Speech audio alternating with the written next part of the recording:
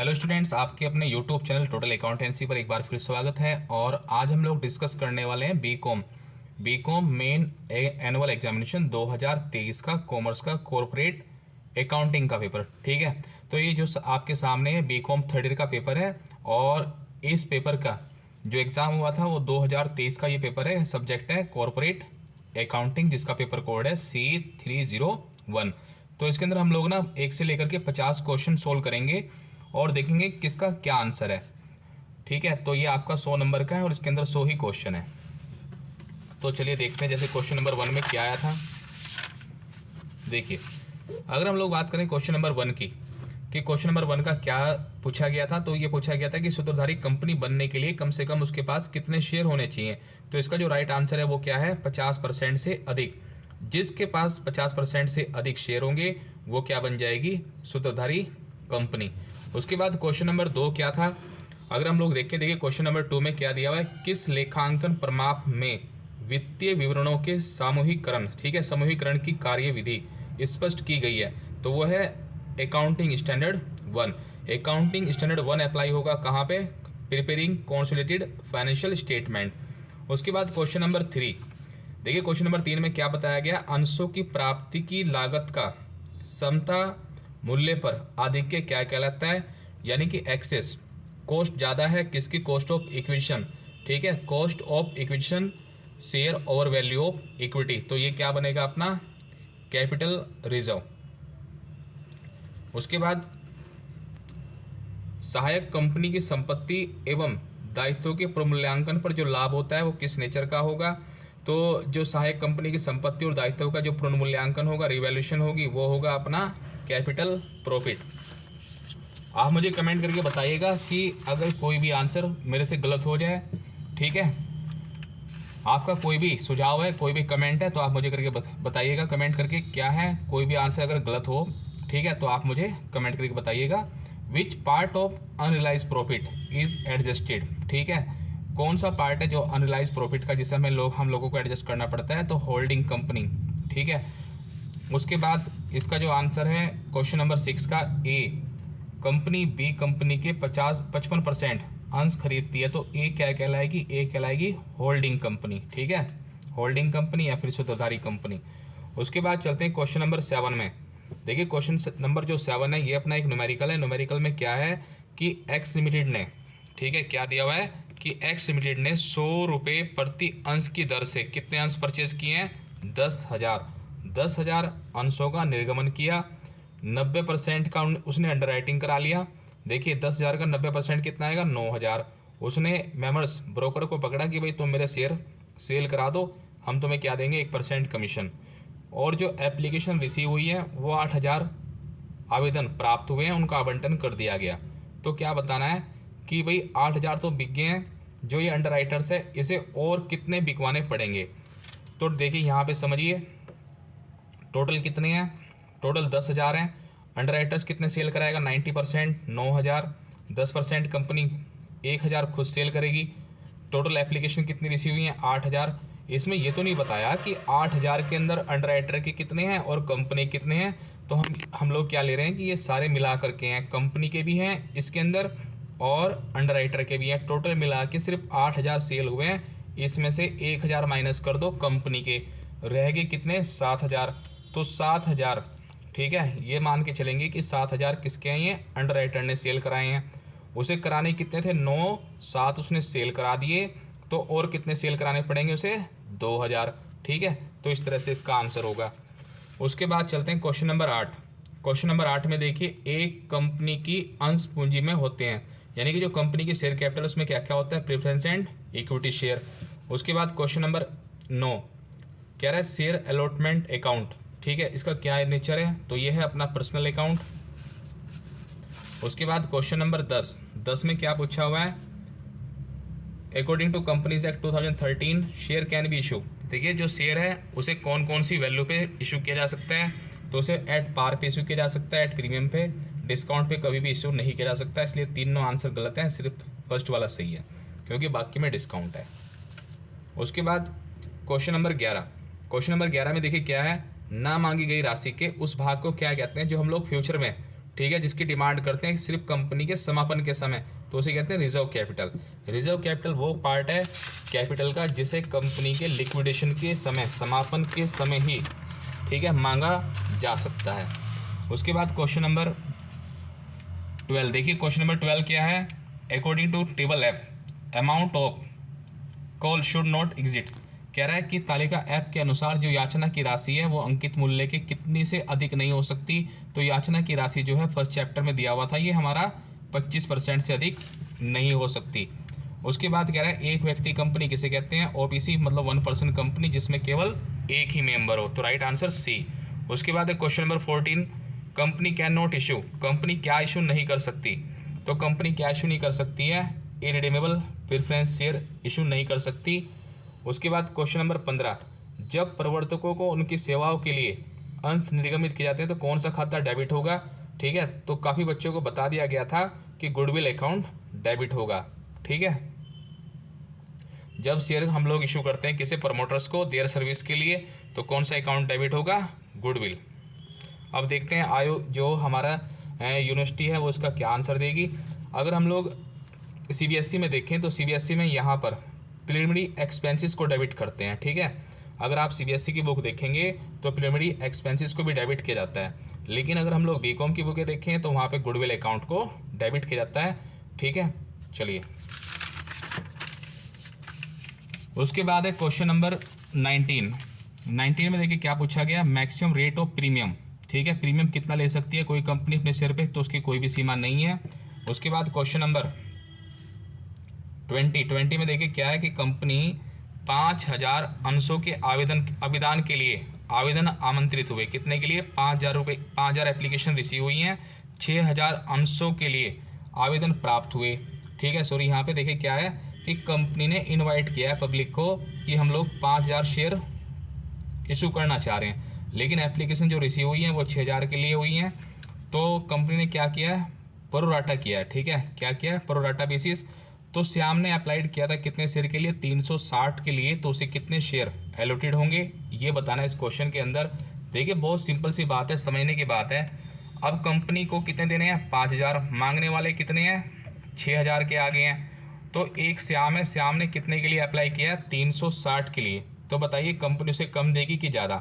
देखिए कंपनी ना तो बराबर देगी और ना ज़्यादा देगी, तो इसके बी और डी आंसर नहीं है। अब हमें निकालना है कि उसे कंपनी ने कितने दिए होंगे, जिसने 360 मांगे थे।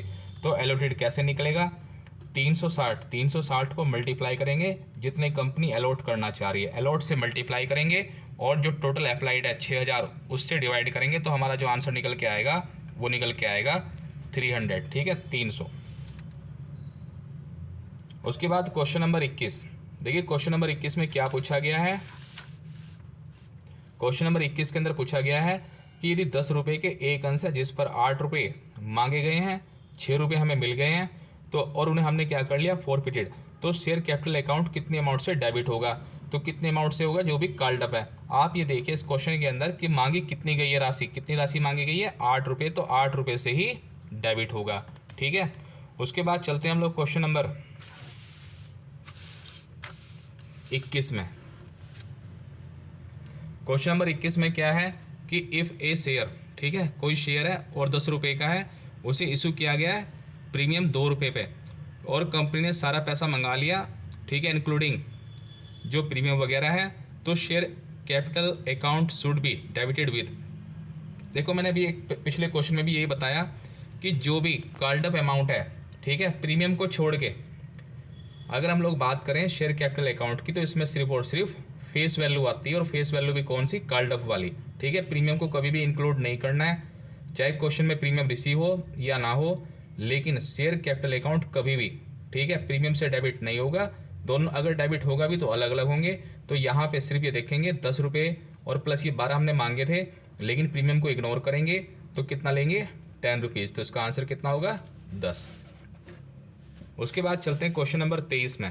देखिए क्वेश्चन नंबर 23 में क्या है कि टी लिमिटेड है, ठीक है, कौन सी लिमिटेड है, टी लिमिटेड, और वो इशू कर रही है कितने शेयर, 10,000 इक्विटी शेयर, 100 रुपये का एक है, प्रीमियम 20% है, minimum amount of application money, जो एप्लीकेशन की मनी है वो कितनी होनी चाहिए एज पर कंपनीज एक्ट 2013। तो अगर हम लोग कंपनीज एक्ट पढ़ें 2013 तो उसमें लिखा हुआ है कि एप्लीकेशन मनी कितनी होनी चाहिए, 5% ऑफ फेस वैल्यू। अब फेस वैल्यू कितनी है, 100 रुपये, 100 रुपये का 5% कितना आ जाएगा, 5 रुपये। लेकिन कुछ बच्चे कहेंगे इसका आंसर 25 भी हो सकता है। ठीक है, देखो 25 तो इसके अंदर खैर आंसर भी नहीं है, लेकिन मैं आपको बता दूं क्या, अगर ये क्वेश्चन हम लोग बदल दें, यहाँ पे अगर कंपनीज एक्ट हटा के क्या लगा दें, एज पर सेबी, कि सेबी के अकॉर्डिंग कितनी होनी चाहिए एप्लीकेशन मनी, तो वो है 25% ऑफ इशू प्राइस। उसके बाद चलते हैं क्वेश्चन नंबर 24 में। देखिए क्वेश्चन नंबर 24 में क्या है, एक शेयर है 10 रुपये का, जिसपे 6 रुपये क्या कर दिए हैं, कम पे कर दिए हैं, और उसके बाद क्या कर लिया कंपनी ने, फॉरफिटेड कर लिया है। और कम ये पूछ रहे हैं कि it can be ratio at minimum price. देखिए 10 रुपये का एक शेयर है जिस पर 6 रुपये उन्होंने दे दिए शेयर होल्डर ने, और 4 रुपये अनपेड है, कंपनी ने उठा के इसे क्या कर लिया, फॉरफिटेड। तो मिनिमम प्राइस पूछ रहा है कितना है। तो बड़ा आसान होता है इस तरह का क्वेश्चन। आप ये देखिए कितनी अमाउंट अनपेड है, ठीक है, कितने रुपये अनपेड है, 4 रुपये। तो हम लोग मिनिमम जो 4 रुपये पर दोबारा से इस शेयर को इशू कर सकते हैं। जितनी अमाउंट हमारी अनपेड होती है ना, उतने पे हम लोग क्या कर सकते हैं, दोबारा से अपने शेयर को रीइशू कर सकते हैं। तो इसका राइट आंसर होगा डी 4। उसके बाद चलते हैं क्वेश्चन नंबर 25। देखिए वीडियो को शेयर कीजिएगा ज़्यादा से ज़्यादा, ठीक है। और अगर आपका कोई भी आपको लगता है कि इसका आंसर गलत है किसी भी क्वेश्चन का, तो आप मुझे कमेंट करके बताइएगा, आपके अकॉर्डिंग क्या है वो भी बताइएगा। देखो ए लिमिटेड है, फॉरफिटेड करती है कितने शेयर, 20 शेयर, जो कि 10 रुपये का एक है, 6 रुपये इस पर उसने पे कर दिए। इसमें से ठीक है 20 शेयर में से 8 शेयर कंपनी ने दोबारा से 5.50 पर दोबारा से क्या कर दिए, रेशियो। तो पूछ रहा है कितनी अमाउंट जो है डेबिटेड होगी शेयर फॉरफिटेड अकाउंट में। तो सबसे पहले तो ध्यान दीजिए यहाँ पे फॉरफिटेड है, ठीक है, और फॉरफिटेड भी क्या है, डेबिट वाला, ठीक है। जब हम लोग फॉरफिटेड की एंट्री करते हैं उस टाइम पे फॉरफिटेड क्रेडिट होता है। तो वो फर्स्ट वाली एंट्री नहीं पूछी इन्होंने फॉरफिटेड वाली, इन्होंने पूछी है रेशियो वाली एंट्री, ठीक है। कौन से वाली, रेशियो वाली। देखिए यहाँ पे समझिएगा, एक शेयर कितने का है, 10 रुपये का, 6 रुपये पेड हो चुके हैं, अनपेड कितने हैं, 4 रुपये। कंपनी क्या कर रही है, दोबारा से रेशियो कर रही है कितने रुपये में, 5.5 में। कंपनी को कितने का लॉस हो रहा है भाई, 10 रुपये का शेयर अगर 5.5 में सेल होगा तो कंपनी को कितना लॉस होगा, 4 रुपये 50 पैसे का। एक शेयर पे 4 रुपये 50 पैसे का लॉस होगा कंपनी को, और कंपनी दोबारा से रेशियो कितने कर रही है, 8 शेयर। तो 8 शेयर की मल्टीप्लाई करेंगे तो आंसर कितना आ जाएगा, 36, ठीक है। तो ये जो एंट्री है ये आपकी रेशियो की एंट्री है। रेशियो के टाइम पे जितना कंपनी डिस्काउंट देती है उतने ही अमाउंट से हम लोग क्या करते हैं, फॉरफिटेड अकाउंट को डेबिट करते हैं। उसके बाद चलते हैं, देखिए क्वेश्चन नंबर 26 मैंने पहले से सोल्व कर रखे ताकि वीडियो ज़्यादा लंबी ना बने। देखो रमेश लिमिटेड है, उसने क्या किया, फॉरफिटेड किए हैं कितने शेयर, 100 शेयर, 10 रुपये का, 10 रुपये पे इशू किए हुए थे किसे, राम को। और उसने क्या किया भाई, डिड नॉट पे, 3 रुपये उसने फर्स्ट कॉल पे नहीं दिए, 3 रुपये फाइनल कॉल पे नहीं दिए। उसके बाद कंपनी ने इन 100 शेयर में से, ठीक है, 40 शेयर दोबारा से रिश्यू कर दिए 8 रुपये में। तो देखिए कैसे होगा सॉल्यूशन, भाई 100 शेयर हैं, एक शेयर 10 रुपये का है, 4 रिसीव हो चुके हैं, 3 फर्स्ट कॉल के नहीं रिसीव हुए, 3 फाइनल के नहीं रिसीव हुए। कंपनी ने 40 शेयर दोबारा से रिश्यू कर दिए हैं 8 रुपये के अकॉर्डिंग, ठीक है। पहले 10 का था, अब कंपनी 8 में बेच रही है। चलो जी लगाते हैं भाई हिसाब इसका, देखो क्या होगा, लॉस। लॉस देखो कितना हो रहा है भाई, 10 रुपये की चीज़ अगर तुम 8 में सेल करोगे कितने का लॉस होगा, 2 रुपये का। अब जो 2 रुपये का जो लॉस हुआ है उसकी रिकवरी कहाँ से होगी, जो हमने फॉरफिटेड कर रखे हैं, 4 रुपये फॉरफिटेड कर रखे हैं, 2 रुपये का लॉस रिकवर होगा। तो बैलेंस कितना रह गया फॉरफिटेड में, बैलेंस रह गया आपका 2 रुपये। अब कोई तुम्हारे से पूछे कि कैपिटलिज्म में कितना ट्रांसफ़र होगा, तो 2 रुपये यहाँ से उठाना और जितने भी शेयर कंपनी रिश्यू कर रही है उसकी मल्टीप्लाई कर देना, तो कितने हो गए, 80 रुपये। तो इसका जो राइट आंसर है वो आपका 80 रुपये हो जाएगा, बी। उसके बाद है क्वेश्चन नंबर 27, पूर्वाधिकार अंशों का शोधन किया जा सकता है, केवल तभी किया जा सकता है जब वो क्या होंगे, fully paid up. Partly paid up का तो बिल्कुल किया ही नहीं जा सकता, ठीक है।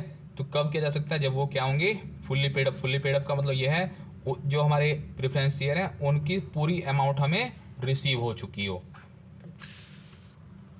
उसके बाद चलते हैं क्वेश्चन नंबर 28 पर।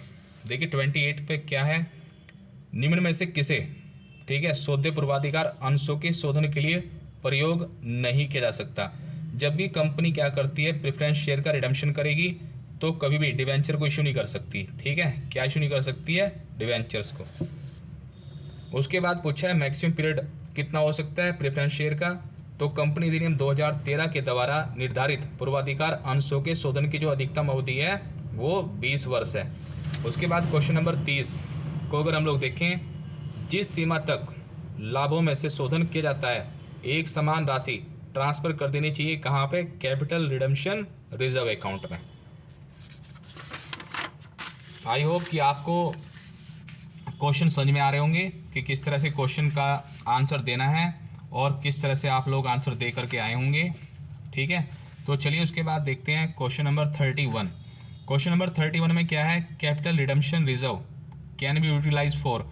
ठीक है, जो CRR है उसे हम लोग किसके लिए यूज़ कर सकते हैं, तो उसे हम लोग कर सकते हैं fully paid up bonus share के लिए यूज़ किया जा सकता है। उसके बाद पूछ रहे हैं which of the following account can be transfer to capital redemption reserve account CRR। ठीक है, CRR में किसे ट्रांसफ़र करेंगे, ये जर्नल रिजर्व अकाउंट को हम लोग ट्रांसफ़र करेंगे। कैपिटल रिडम्पशन रिजर्व में कभी भी forfeited profit prior to incorporation और सिक्योरिटी, ये तीनों ही प्रॉफिट हमारे कैपिटल नेचर के हैं, इसलिए हम लोग CRR में ट्रांसफ़र नहीं करेंगे, सिर्फ करेंगे तो किसे करेंगे, जर्नल रिजर्व अकाउंट को। उसके बाद क्वेश्चन नंबर अगर हम लोग 33 की बात करें, तो क्वेश्चन नंबर 33 में देखिए क्या है कि 5 लाख रुपए के प्रेफरेंस शेयर हैं, are to be redeem by 2000 equity share. देखो 2000 इक्विटी शेयर इशू करेंगे, 100 रुपये का है लेकिन 125 में इशू करेंगे, तो पूछ रहा है कि कितनी अमाउंट CRR में ट्रांसफ़र करनी होगी। देखो भाई तुम्हें है 5 लाख रुपए की ज़रूरत। ठीक है, कभी भी हम लोग प्रीमियम को इंक्लूड नहीं करेंगे, तो सिर्फ कौन सी वैल्यू लेनी है, फेस वैल्यू। ये सोचो कि तुम्हें 5 लाख रुपए की ज़रूरत है और तुमने 2 लाख रुपए के बेच दिए इक्विटी शेयर। 2000 इक्विटी शेयर हैं, 100 रुपये का एक है, तो कितने बैठ गए भाई, 2 लाख रुपए।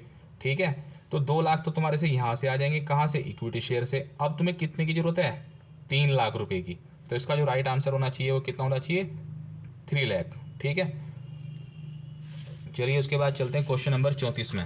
देखिए क्वेश्चन नंबर 34 क्या है, ये पूछा जो डिवेंचर होल्डर हैं वो कंपनी के क्या हैं, क्रेडिटर्स या लेनदार। उसके बाद क्वेश्चन नंबर 35 में देखिए क्या है, ऋण पत्रों के शोधन पर प्रीमियम का जो नेचर है वो बताना है। प्रीमियम और redemption of debenture is the nature of personal account. उसके बाद question number 36, premium on redemption of debenture account is a. ठीक है, जो प्रीमियम देते हैं हम लोग रिडम्पशन पे डिवेंचर्स की, तो वो क्या है हमारे लिए, वो है एक लाइबिलिटी। उसके बाद क्वेश्चन नंबर 37 में देखिए क्या पूछा गया है, journal entry for debenture issue at par. अगर कंपनी डिवेंचर को इशू कर रही है एट पार पे, तो क्या एंट्री बनेगी, बहुत आसान एंट्री बनेगी, बैंक अकाउंट डेबिट। ठीक है, bank account debit to debentures account. उसके बाद चलते हैं हम लोग नेक्स्ट पेज पर। इस वीडियो के अंदर आपको 50 क्वेश्चन का सॉल्यूशन मिलेगा। उसके बाद जो नेक्स्ट वीडियो है, ठीक है, उसमें आपको बहुत ही जल्द अगले 50 का भी सॉल्यूशन मिल जाएगा। इस वीडियो के अंदर हमने 50 का ही सॉल्यूशन किया ताकि ज़्यादा बड़ी वीडियो ना हो जाए। ठीक है, उसके बाद देखिए क्वेश्चन नंबर 38 में क्या पूछा हुआ है कि यदि 1 लाख रुपए के ऋण पत्रों को 10% बट्टे पर, 10% बट्टे का मतलब क्या है, 90,000 में, और 80,000 मूल्य की संपत्ति के बदले में अगर हम दे रहे हैं। देखिए मैं संपत्ति ले रहा हूँ किसी से 80,000 रुपये की, अपने डिवेंचर दे रहा हूँ उसे 90,000 रुपये के, तो मैं 10 एक्स्ट्रा दे रहा हूँ। भाई 10 एक्स्ट्रा क्यों दे रहा हूँ मैं, ये उसने पूछा है कि 10,000 रुपये डेबिट होंगे कौन से अकाउंट में होंगे, गुडविल अकाउंट में। ठीक है, और अगर मुझे फ़ायदा होता, देखो मुझे हो रहा है लॉस, 90 दे रहा हूँ, 80 का सामान ले रहा हूँ, और अगर मुझे होता प्रॉफिट, कैसे कि भाई मैं किसी से 80 का सामान लेता और उसे 60 देता, तब होता मुझे प्रॉफिट, तो कहाँ पे क्रेडिट करते, कैपिटल रिजर्व अकाउंट में। ठीक है, पूंजी संचय अकाउंट में। Question number 39, underwriting commission. जो अंडरराइटिंग कमीशन है किस पर, डिवेंचर पे कितना होना चाहिए, 2.5, और अगर यहाँ पे शेयर होता तो होता ये 5%। ऋण पत्रों के निर्गमन पर जो हानि है, ठीक है, उसे कितने टाइम के अंदर पूरा कर लेना चाहिए। Loss on issue of debenture generally right of, अपने अकाउंट से उसे हटा देना चाहिए। कितने टाइम के अंदर? जितना हमारे डिवेंचर का पीरियड होगा। अगर डिवेंचर 5 ईयर के हैं तो 5 ईयर में, मतलब वो हम लोग डिवेंचर देख लेते हैं, जो भी उसका पीरियड होता है उसके अकॉर्डिंग राइट ऑफ करते रहते हैं। उसके बाद क्वेश्चन नंबर 41 में क्या दिया हुआ है? 8,50,000 रुपये की संपत्ति क्रय की गई है और उसके बदले में 8 लाख के डिवेंचर्स दिए गए हैं। तो 50,000 रुपये का जो डिफरेंस है वो क्या है? जो मैंने अभी आपको क्वेश्चन नंबर 38 में बताया था, ठीक उसका रिवर्स है। तो ये कहाँ पहुँचेगा? कैपिटल रिजर्व में। उसके बाद चलते देखिए क्वेश्चन नंबर अपना 42 है। 42 में क्या बताना है? Security premium account. ठीक है, जो सिक्योरिटी प्रीमियम अकाउंट है उसमें क्या क्या आता है? तो ये अंशों और ऋण पत्रों के जो निर्गमन पर जो भी प्रीमियम है वो दोनों प्रीमियम सिक्योरिटी प्रीमियम अकाउंट के अंदर ही आएंगे। क्वेश्चन नंबर 43, 1000 10% वाले डिवेंचर्स हैं, 100 रुपये का है, 5% उस पर छूट दी गई है। देखिए, जब हम लोग इशू कर रहे हैं तब भी डिस्काउंट दे रहे हैं, और जब हम लोग रिडम्पशन करेंगे उस टाइम प्रीमियम देंगे, तो कंपनी को डबल नुकसान है। 5% तो इशू के टाइम है और 2.5 रिडम्पशन के टाइम है। तो टोटल मिला करके 5 + 2.5 कितना हो गया? 7.5। ठीक है, कंपनी को कितना लॉस हो रहा है? 7.5। 1000 डिवेंचर है, 100 रुपये का एक है, 7.5% इसका कैलकुलेट करेंगे तो आंसर कितना आएगा? 7500। क्लियर है ये आप लोगों को क्वेश्चन? चलिए उसके बाद देखिए क्वेश्चन नंबर 44 में क्या है? जब ऋण पत्र एक बैंकर को संपार्श्विक प्रतिभूति के रूप में, यानी कि कोलेटरल सिक्योरिटी के रूप में जब हम किसी को देते हैं तो कौन से वाला अकाउंट डेबिट होगा? तो कौन सा अकाउंट डेबिट होगा? Debenture suspense account. उसके बाद चलते हैं हम लोग क्वेश्चन नंबर 45 पर। देखिए क्वेश्चन नंबर 45 में क्या पूछा गया था?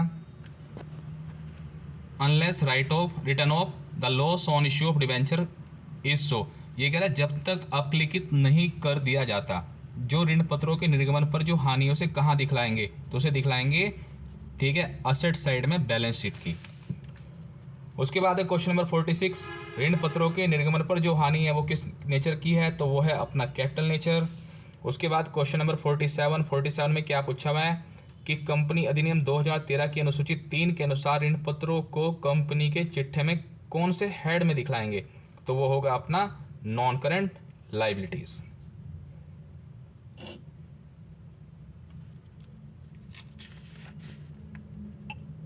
अगर आपको कोई डाउट है किसी भी क्वेश्चन के अंदर तो आप मुझे बताइएगा।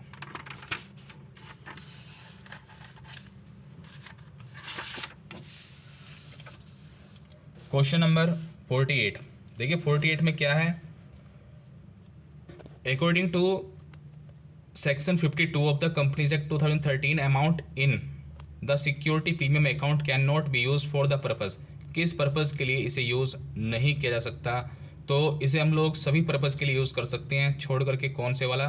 सी, कंपनी की हानियों के लिए इसका प्रयोग, सिक्योरिटी जो प्रीमियम है उसका यूज़ नहीं किया जा सकता। उसके बाद है क्वेश्चन नंबर 49 में क्या दिया हुआ है? जो स्वेट इक्विटी शेयर हैं कैन बी इशू टू। देखिए, जो स्वेट इक्विटी शेयर हैं हम जो डायरेक्टर हैं उसे भी इशू कर सकते हैं, और जो कंपनी के एम्प्लॉई हैं उन्हें भी हम लोग इशू कर सकते हैं। उसके बाद है क्वेश्चन नंबर 50 में क्या है कि security premium can be use for, ठीक है, किसके लिए यूज़ कर सकते हैं? प्रीलिमिनरी एक्सपेंसेस को राइट ऑफ करने के लिए, ठीक है, सिक्योरिटी प्रीमियम का यूज़ किया जा सकता है। Loss on sale of assets या फिर बैड डेब्ट्स के लिए उसका यूज़ नहीं